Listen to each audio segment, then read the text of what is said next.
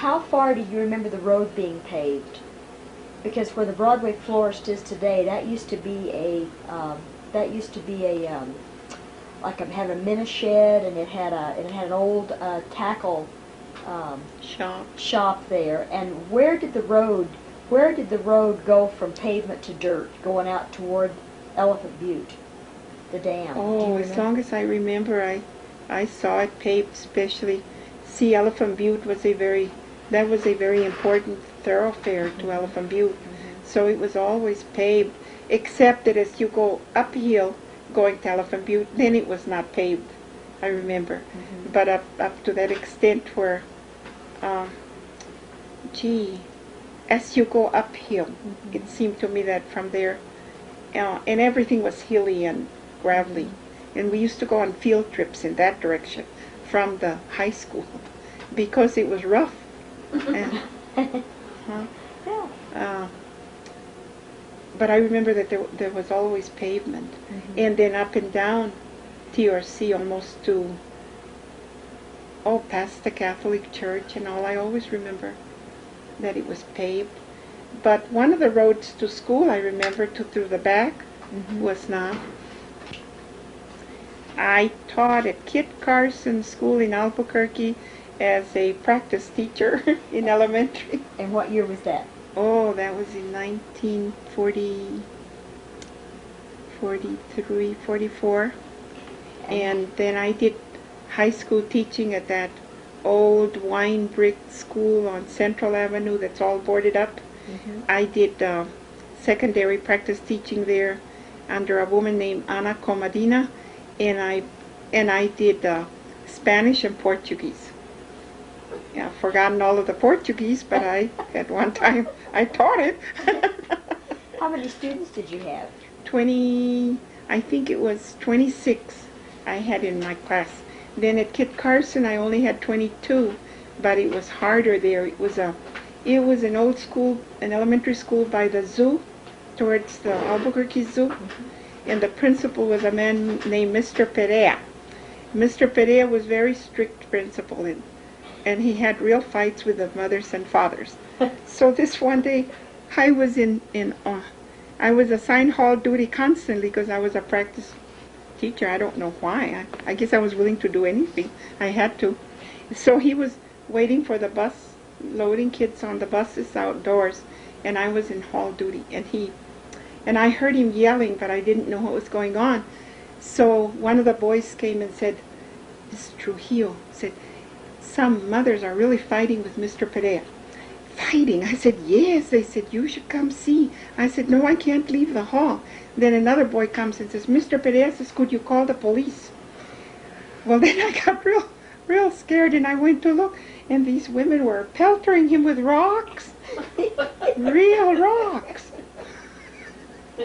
And guess what I said to him when I finished my practice teaching? I said, "I won't teach. I'm just too scared to teach, you know." "Oh, no, Vidal." He said, "This is just an incident that happened." And he wouldn't give me the details. I don't know what kind of a fight he had with the mothers or with him. I never knew the details, but I happened to be present because of my hall duty. And I told him that I didn't want to teach. What were some of your other duties as a teacher that you recall? Lunch duty, too. At that time, they brought sack lunches to school, and they needed supervision because of the mess, you know. So I would always eat lunch with the young students, and that was a learning experience for me because being young, they kind of didn't mind talking in front of me. And I remember that they talked about a parade being held in downtown Albuquerque. They said we couldn't see it because it was on a school day. You know, that's what I remember that they confided to me. What, when you were in school, and like during the Depression, and the money ran out, did they just close the schools?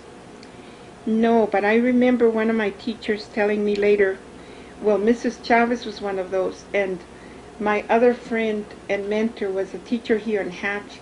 Her name was Rose Jordi. Rose Jordi was from Spain, a real Spaniard, and She had taught in Hatch forever and ever, and I got to meet her in my young years as a beginning teacher. And she used to tell me that when Governor Dempsey became governor, they hadn't been paid for like 3 months. And she said they would send us vouchers, and like IOUs. And she said, and everyone would give us credit because they knew that we weren't getting paid. But when he became governor, she said quickly he found the resources to begin to pay them, and that they never faced that problem again. But see, I never was aware of this happening. I wasn't even too interested in teaching at the time, I think. I just happened to learn that from her, and she was teaching in Hatch. So what happened then was they continued to teach even though they weren't Yes. getting paid. So Yes. the schools did The not close. schools did not close. They went on with their work. That shows dedication, Yes, too. it does. What other places did you teach? Well, see, when I finished my practice teaching at Kit Carson, I still had to finish my secondary practice teaching at Albuquerque High. And Miss Comadina told me at that time that they were having a real hard time finding teachers because of the war. Everyone was gone. Mostly elderly men were teaching, and women, a lot of women. And she said, couldn't you help out? She said, if I assign you some work. And she said, are you nearly through at the university? And I said, well, I'm carrying a full load. I don't know how I would do this. And she said, well, could you do it, say, a Friday? Even the weekday, Friday. And I did try. And I actually had a classroom of my own. And I taught Spanish 1, I remember. And guess how much they paid me? 32 cents an hour. And everybody thought that was good money. And so when you finished that and you graduated, then you went back to New York to work at the... When I got my college degree, the day that I earned my degree was during the war effort yet, and so we had to hold our commencement outdoors because all of the buildings were used for the meteorologists that were being trained at UNM, and that was more important.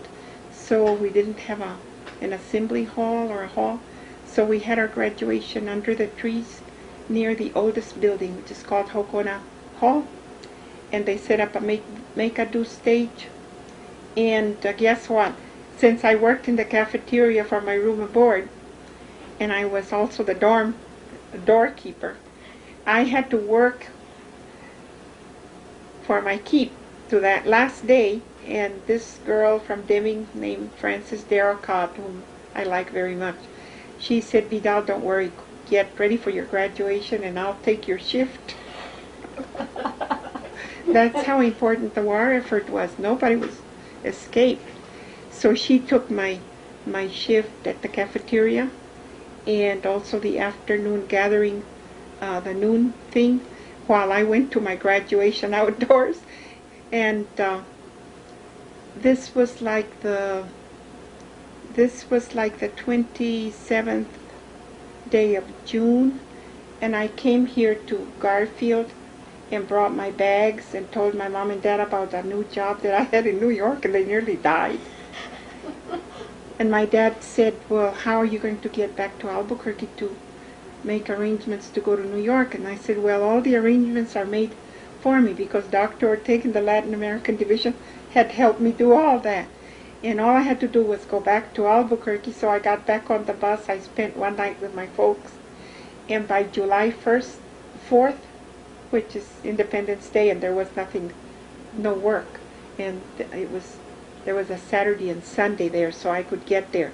I remember, and I had a job like on Monday, July the 6th or 7th at that institute. My life was very, very crazy when I was young, I think. What was your tuition at UNM?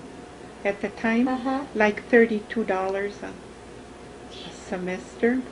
And I won 2 scholarships, which assured me that I could finish as far as my tuition money went. One was a freshman, sophomore scholarship that paid tuition, and the other one was called Miriam Grunsfield Scholarship for people, they said, who made good grades and who were in need. And I was in need, I guess. I applied for it. I did make I remember applying for it. And when I got it, Dr. Woodward, who was my real good history professor, said, well, I'm glad. Now it means that if you take care of the other jobs you have, she said, you'll graduate.